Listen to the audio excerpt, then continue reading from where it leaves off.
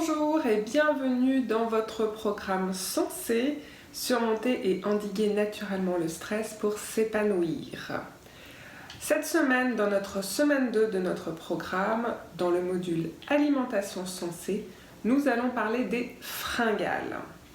La fringale se définit comme une faim subite et irrésistible, irrépressible. Alors en fait, ce n'est pas vraiment une faim, c'est une envie de manger. Très souvent, c'est le cas de la fringale. Une fringale, dans une définition plus large, c'est l'envie subite, pressée et irrésistible de faire quelque chose. La fringale est une compulsion alimentaire que l'on retrouve de façon très fréquente chez les personnes qui vivent du stress. Alors, n'y voyez pas moyen de culpabiliser ou de vous dire que vous êtes faible à céder à la fringale. En fait, il s'agit d'une réaction, d'un comportement qui s'explique très bien au niveau de la physiologie. Avant de vous révéler 7 astuces concrètes pour limiter, réduire et éliminer les fringales, je vais d'abord vous expliquer ce qui provoque la fringale. Pourquoi est-ce que lorsque l'on vit une situation de stress ou lorsque l'on est stressé de manière permanente, pourquoi on a ces envies de grignotage, ces envies d'aller se réfugier dans la nourriture.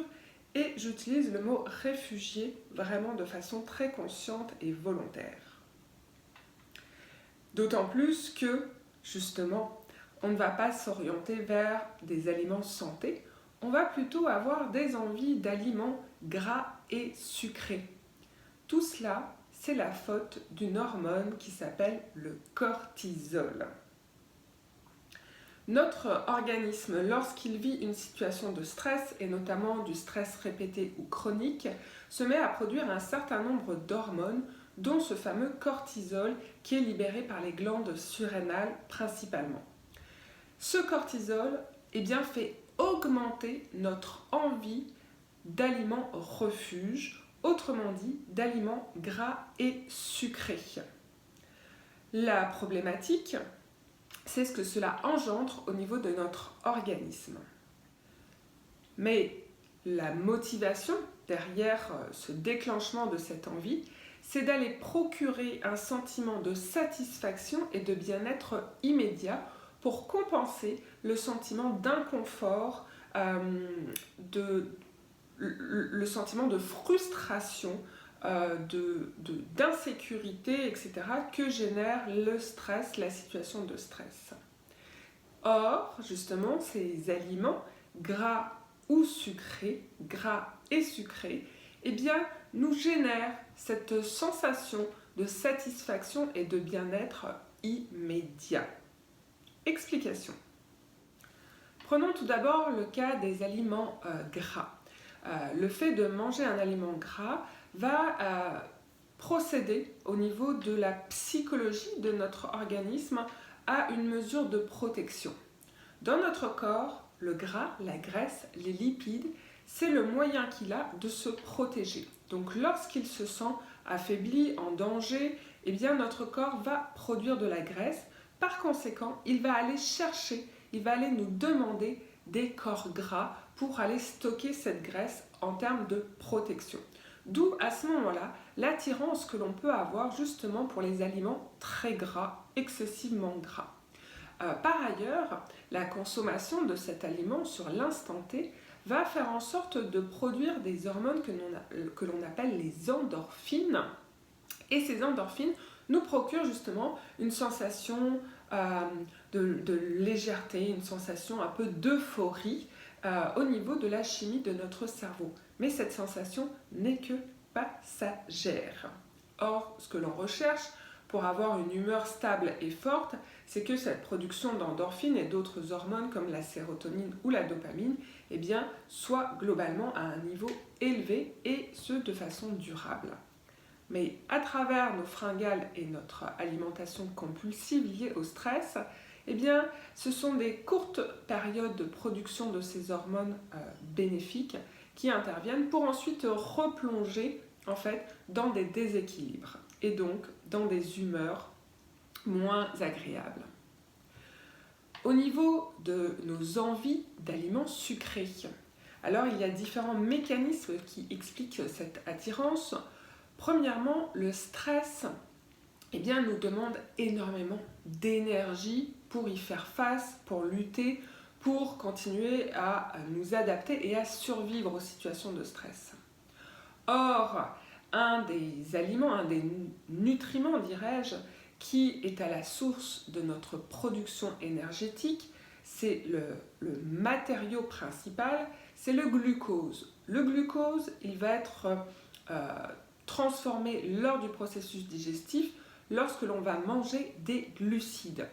Et dans ces glucides, on retrouve la catégorie sucre et aliments sucrés. Certains glucides sont très bénéfiques et d'autres le sont moins. Notre attirance pour les aliments sucrés, notamment avec des sucres raffinés ou des sucres transformés, fait partie de la catégorie moins intéressante des glucides. Il n'en demeure pas moins qu'ils vont permettre de fournir ce glucose qui, allié à des vitamines et minéraux, vont permettre à notre organisme de produire de l'énergie. Et je vous l'ai dit, le stress requiert énormément de disponibilité énergétique. C'est pour ça qu'il génère de la fatigue d'ailleurs. Ça, c'est la première explication de nos envies de sucre. En fait, la toute première, c'était le fort taux de cortisol induit par le stress. La deuxième, donc, c'est notre besoin d'énergie supplémentaire, de production énergétique supplémentaire dans notre organisme pour faire face au stress.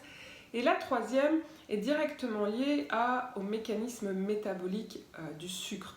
Lorsque l'on va manger un aliment sucré, notre pancréas va se mettre à produire de l'insuline, qui est cette hormone justement qui permet d'absorber le sucre dans notre organisme et d'aller tempérer justement le taux de sucre sanguin dans notre corps. C'est une hormone qui est extrêmement importante.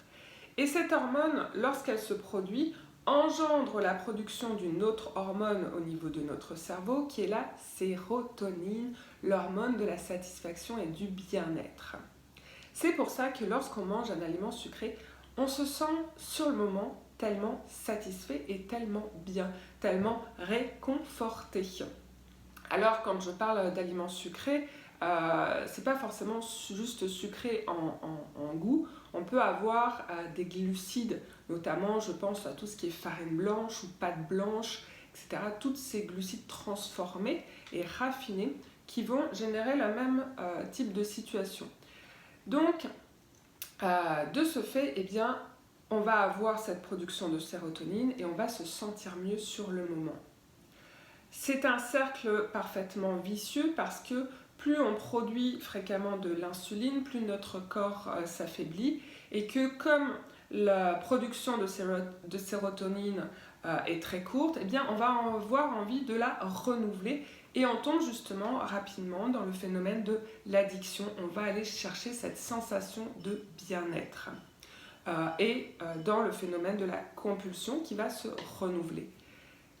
La fringale alimentaire, elle va venir combler un besoin, un manque, une frustration, mais elle ne le comble pas de façon durable, elle le comble de façon artificielle, avec vraiment des conséquences négatives sur notre organisme, puisque, je vous l'ai dit, que ce soit en termes de gras ou en termes de sucre avec la production d'insuline, c'est la raison, ce sont des raisons entre autres pour lesquelles le stress prolongé provoque des maladies du métabolisme, hypercholestérolémie, diabète, maladies cardiovasculaires, etc.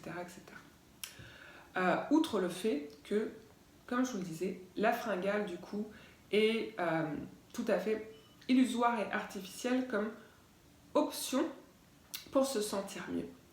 Alors l'idée, ça va être de mettre en place d'autres options et c'est ce que vous apprenez tout au long du programme Sensé, puis d'aller faire en sorte de pouvoir gérer et contrôler ces fringales pour sortir du cercle vicieux, parce que l'autre côté très vicieux, c'est que plus on consomme des aliments sucrés et plus ça augmente notre sensibilité au stress, moins on est capable de faire face au stress sur le moyen et le long terme Et plus on consomme des aliments sucrés de façon compulsive ou à travers nos fringales ou des aliments à forte charge glycémique dans notre alimentation quotidienne, plus on fragilise notre organisme et plus on fragilise notre mental, notre humeur et notre cerveau. Donc, autrement dit, on ne se donne pas de chance à moyen et long terme de développer une meilleure résistance au stress. C'est tout le contraire qui se produit avec les aliments sucrés. Nuit gravement à la santé de notre cerveau, c'est ce qu'on pourrait mettre sur les boîtes. Donc, extrêmement important pour celles et ceux d'entre vous participant au programme Sensé qui vivaient ces situations de fringales, d'apprendre à mettre en place des mécanismes pour aller les arrêter et passer à autre chose. C'est ce que nous allons voir maintenant à travers 7 actions possibles, 7 astuces concrètes. Premièrement, pour faire face à une fringale, eh bien, le traditionnel verre d'eau. Il peut être frustrant, mais n'empêche qu'il est très efficace. Avant de prendre le verre d'eau, il va vraiment s'agir pour vous de prendre conscience que là, maintenant, vous n'avez pas faim. Surtout si votre sensation de fringale intervient moins de 4 heures après votre dernier repas. Vous n'avez pas faim, vous avez juste envie de manger. Donc, cela ne correspond pas à un besoin primaire et fondamental de votre organisme. Ou alors, vous pouvez aussi vous questionner de savoir, est-ce que vous avez envie de manger ou est-ce que vous êtes fatigué ? Si vous avez passé une mauvaise nuit, si vous n'avez pas suffisamment d'heures de sommeil, alors là, effectivement, votre corps peut vous réclamer de la nourriture parce qu'il est en carence énergétique. Mais à ce moment-là, mieux vaut prendre un vrai repas ou une vraie collation que d'aller sur la fringale et le grignotage. Donc une fois que l'on a pris conscience du fait que l'on n'a pas faim, mais que l'on a envie de manger, on va pouvoir prendre son verre d'eau à petites gorgées. L'idéal à ce moment-là, et qui va beaucoup aider, c'est d'aromatiser son eau avec une huile essentielle qui sera adaptée. Je vous en reparle dans un instant.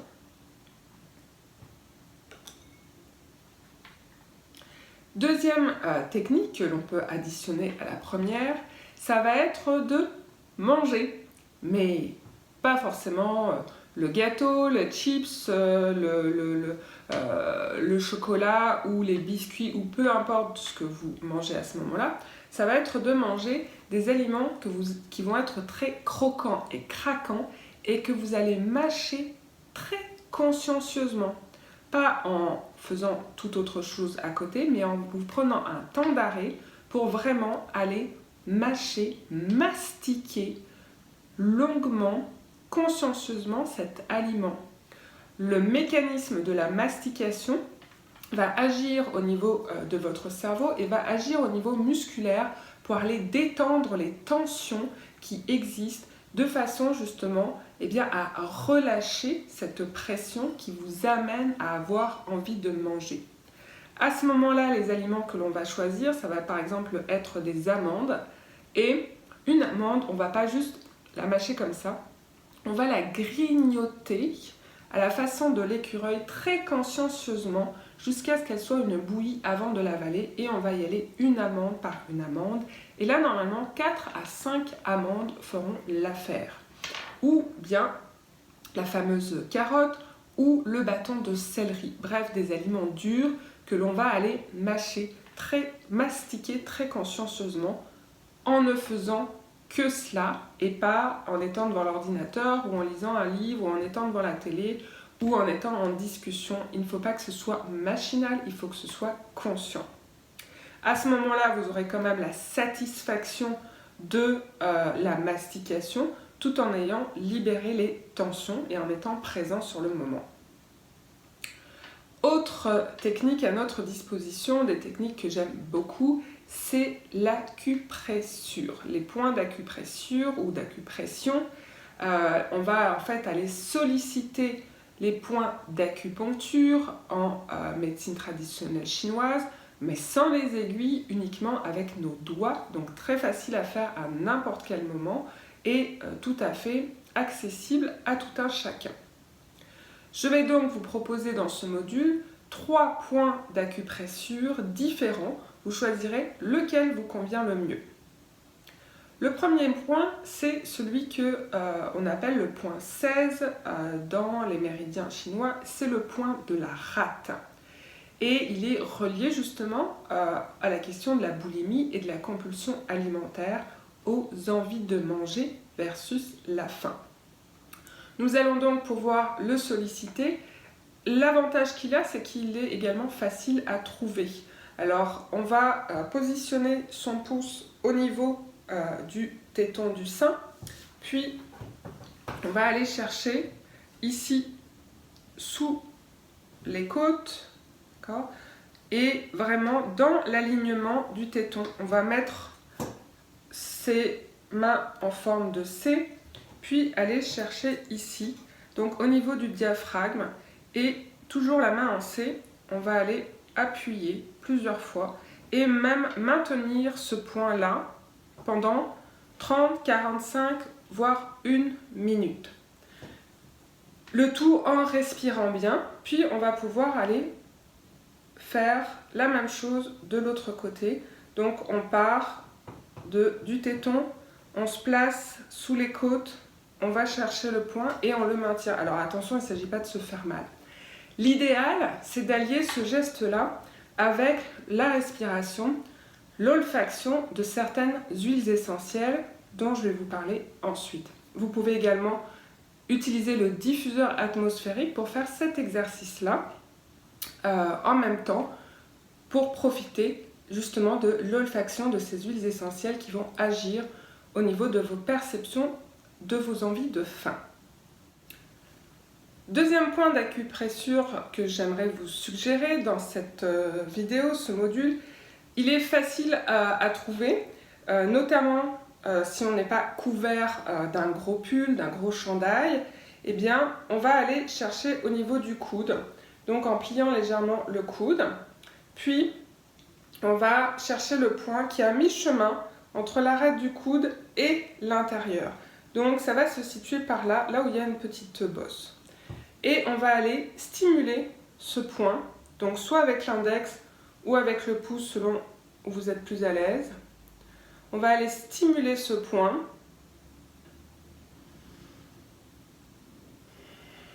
En prenant des bonnes inspirations, en fermant les yeux idéalement et en le massant de façon circulaire dans les sens des aiguilles d'une montre.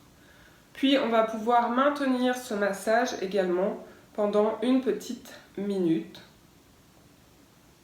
tout en étant présent à ce que l'on fait.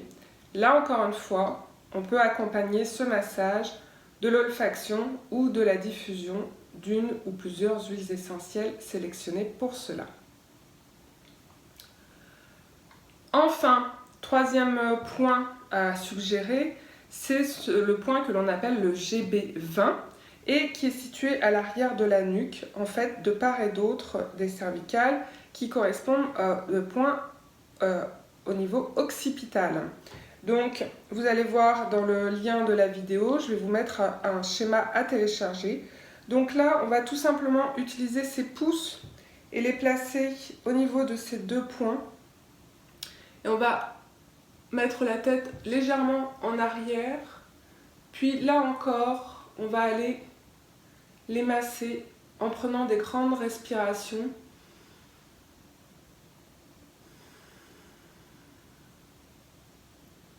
Et en fermant les yeux.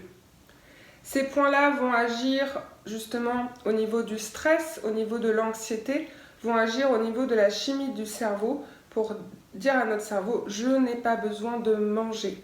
C'est aussi des points qui sont reliés aux douleurs, donc pour tout ce qui est migraine, tension dans le cou, etc., ça va être intéressant. Les huiles essentielles que je vous recommande d'utilisation spécifiquement sur le GB20, d'accord ? Là, il s'agit vraiment d'aller agir, pour couper la fringale, d'aller agir sur le niveau d'anxiété, sur le niveau de tension. Donc, à ce moment-là, je vous dirais de soit choisir une des huiles essentielles qui a été sélectionnée pour vous dans le cadre de votre programme au niveau de la gestion du stress, ou bien de travailler avec l'huile essentielle d'encens. À ce moment-là, alors parmi les huiles essentielles, il y a l'encens que je vous recommande, le géranium, la lavande ou la Gualtérie couchée si vous avez à la fois des maux de tête, des migraines ou des tensions musculaires au niveau de la nuque. La Gualtérie couchée sera vraiment indiquée à ce moment-là, sous réserve que vous ne soyez pas allergique ou que vous n'ayez pas de contre-indication à l'aspirine ou que vous ne soyez pas sous traitement anticoagulant. À ce moment-là, vous éviterez la Gualtérie couchée. Donc, la manière dont vous allez procéder, c'est que vous allez mettre une goutte d'huile essentielle sur vos pouces, d'accord, et vous allez faire le massage. À ce moment-là, vous allez en profiter justement en olfaction aussi. Donc, ceci étant fait, vous maintenez le massage 2 à 3 minutes, ou tout du moins jusqu'à ce que vous sentiez justement que votre envie de manger est passée et que vous sentiez un effet de relaxation. Quand la relaxation intervient, l'envie de manger disparaît, la fringale est évacuée. Sixième technique à laquelle on peut recourir et en remplacement du verre d'eau par exemple, c'est de prendre une tisane de camomille. Alors on va faire une tisane vraiment bien infusée de façon à ce que le goût, la saveur de la camomille soit bien présente. Et on va aller boire cette tisane à toute petite gorgée. Pareil, en travaillant sur sa respiration, en travaillant sur la conscience du moment. Généralement, les tisanes de camomille, justement, vont agir sur la relaxation, sur le bien-être. Puis, on va avoir cet effet de déglutition qui va être important. Puis, ça nous permet de nous accorder une pause. Pareil, on va pouvoir réfléchir à ce que j'ai faim ou envie de manger. Puis, qu'est-ce qui me provoque cette envie de manger? Et tout simplement, se prendre 2-3 minutes, 5 minutes, 10 minutes pour prendre tranquillement cette tisane de camomille vraiment corsée en termes de goût, va pouvoir nous aider à ne pas succomber aux beignets au chocolat ou aux biscuits ou aux paquets de chips ou à ce qui traîne sous la main dans la maison. Naturellement, une technique, c'est pas ma 7e, mais je la précise, moins on a de tentations dans la maison pour céder aux fringales, mieux c'est. Ça, c'est la base. Maintenant, la 7e technique, la plus élaborée et extrêmement efficace, c'est de recourir aux huiles essentielles. Une huile essentielle que je considère pas mal incontournable, notamment si ça nous arrive vraiment souvent, régulièrement d'avoir des compulsions alimentaires, c'est l'huile essentielle de poivre noir. C'est une huile que l'on va retrouver dans le traitement des addictions et des comportements compulsifs. Donc on va aller l'utiliser en olfaction. Ce que va faire l'huile essentielle de poivre noir, plusieurs choses. Tout d'abord, elle va aller saturer nos récepteurs olfactifs et nos récepteurs gustatifs, qui fait qu'on va avoir l'impression d'avoir plein de poivre en bouche. Alors je vous rassure, ça n'est pas désagréable. Et ça va nous couper l'envie d'intégrer d'autres aliments. Mais surtout, et c'est la raison pour laquelle l'huile essentielle de poivre noir est utilisée dans les sevrages des addictions, quelles qu'elles soient, cette essence aromatique va aller parler au niveau de la chimie de notre cerveau pour désamorcer les mécanismes au niveau des neurotransmetteurs et au niveau de la production hormonale qui induisent justement les mécanismes d'addiction. Donc ça, c'est la raison pour laquelle c'est très pertinent d'utiliser le poivre noir lorsque l'on est sur une compulsion alimentaire très fréquente pour aller travailler sur la question de l'addiction. Je vous ai cité la tisane de camomille. On peut bien évidemment se servir tout simplement de l'huile essentielle de camomille romaine que l'on va utiliser encore une fois en olfaction, ou on va aller en mettre un petit peu sur ses poignets. On peut même en mettre une trace sur son pouce et aller suçoter la trace de camomille romaine. C'est une très très forte anxiolytique qui va agir vraiment sur les émotions qui nous submergent. Et du coup, une fois qu'on a travaillé sur cette émotion submergente, on peut éliminer la fringale puisqu'elle n'a plus le lieu d'être. Une autre huile essentielle que j'aime énormément et qui est vraiment très efficace sur les fringales, c'est celle de pamplemousse. En olfaction ou bien justement à rajouter dans notre verre d'eau, l'huile essentielle de pamplemousse va agir justement en saturation des récepteurs olfactifs et gustatifs et va aller couper l'envie de manger. C'est vraiment un excellent coupe-faim au niveau du pamplemousse, donc au niveau de tout ce qui est fringale et envie de manger. Par ailleurs, l'huile essentielle de pamplemousse est intéressante aussi au niveau de la gestion des lipides, puis elle peut également aider dans la gestion des glucides, mais ça c'est un autre sujet.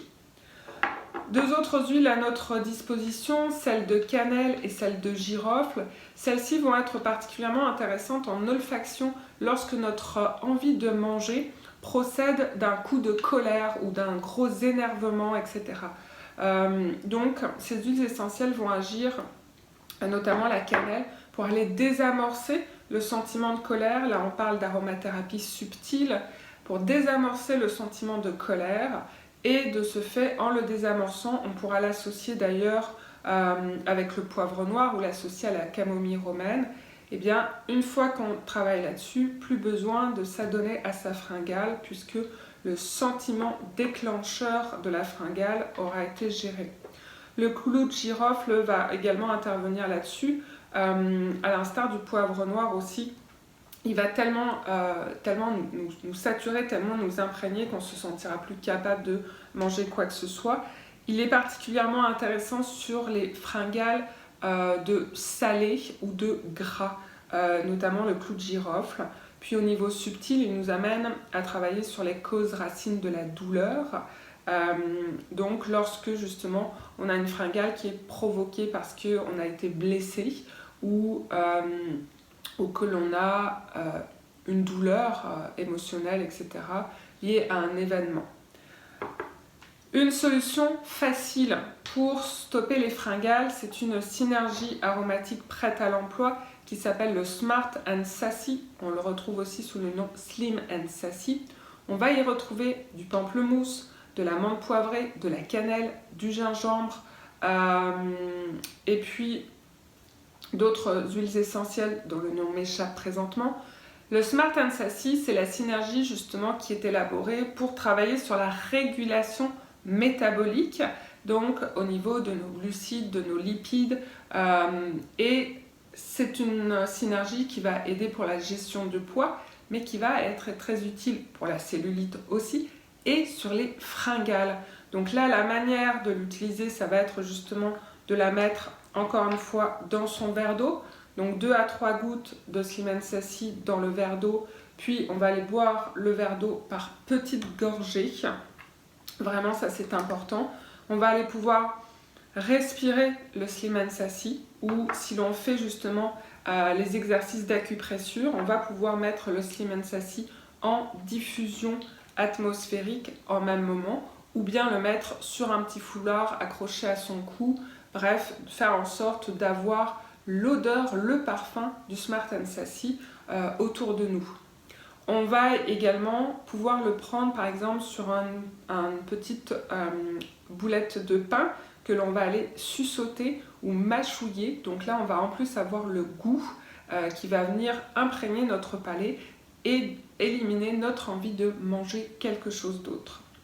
Donc, chez vous, vous avez ces différentes options-là, dépendamment si vous êtes plus sur des fringales sucrées ou des fringales salées. Et dans tous les cas, le Smart and Sassy fonctionne sur les deux, de même que le pamplemousse, le poivre noir et la camomille romaine. Voilà, chers sensationnels, ce module alimentation sensée de la 2e semaine consacré à la gestion des fringales est maintenant achevé. Je vais vous inviter à me faire part de vos expériences personnelles sur cette thématique d'ici quelques jours, une fois que vous aurez installé ces routines-là. Puis vous me direz quelle option vous avez choisie, ou vous pouvez également en choisir plusieurs et ne pas oublier de les associer aux autres exercices de gestion du mental que je vous suggère. Je vous souhaite de vivre une belle expérience et d'avoir un quotidien plus serein. À très bientôt!